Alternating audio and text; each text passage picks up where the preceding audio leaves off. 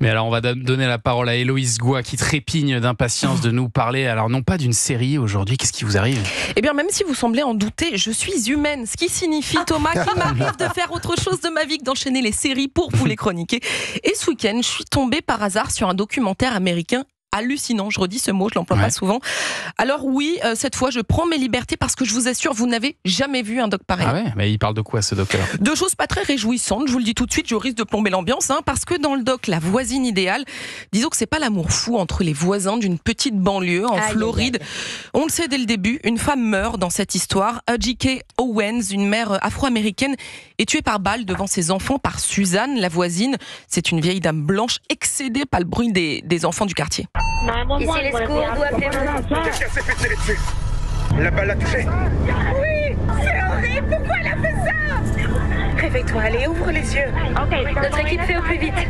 Oh, c'est terrible cette histoire. Non, alors, là, c'est un fait divers comme un autre. Qu'est-ce qu'il a d'unique ce doc ? Eh bien, ici, les images n'ont pas été filmées à la traditionnelle avec des interviews posées, un cadreur, une belle lumière et tout le tintouin. Non, vous vivez toute cette histoire comme si vous y étiez, de la montée des tensions jusqu'au choc du voisinage, en passant par l'arrestation de la tireuse.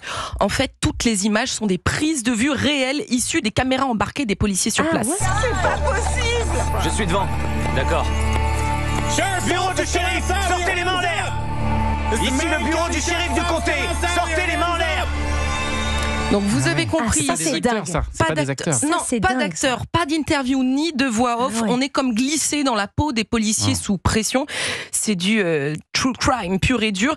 J'ai rarement vu quelque chose d'aussi déchirant. Attention à vous, parce que tout est montré, y compris ce moment terrible où les enfants de cette femme tout juste tuée apprennent que leur maman ne reviendra pas.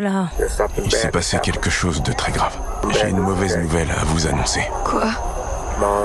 Maman ne reviendra pas. Non, reste là. Je sais. Je suis là. Ça va aller. Je sais, je suis vraiment désolé. C'est très dur, vous l'entendez. Ce doc, il fait le buzz dans le monde entier, parce que, je vous dis, on n'a jamais vu ça. Le format peut dérouter, choquer. J'étais même étonnée que les protagonistes acceptent que ces images très intimes soient utilisées dans ce doc Netflix. Mais il faut dire qu'au-delà du simple fait divers, ce doc, il explore les problématiques sociales profondes et la gangrène du racisme aux États-Unis. C'est vraiment très largement approfondi dans ce documentaire.